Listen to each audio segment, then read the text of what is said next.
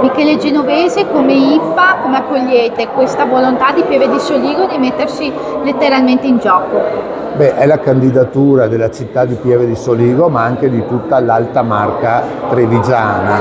L'IPA, il GAL e l'associazione UNESCO supporteranno questa candidatura, è molto importante per far emergere una nostra visione di futuro, un modo innovativo di coniugare cultura con sostenibilità che diventi elemento per un ulteriore rinascimento e sviluppo del territorio, cogliendo quell'importante volano che ha dato il riconoscimento UNESCO al nostro territorio. Parlando di territorio, quindi a questo punto c'è un augurio che si sente di fare a tutto il territorio dell'Alta Marca? Certamente sì, il territorio che diciamo coincide con quello dell'IPA, con i 29 comuni dell'area del sito UNESCO Collina di Conegliano Valdobbiadene, Patrimonio dell'Umanità.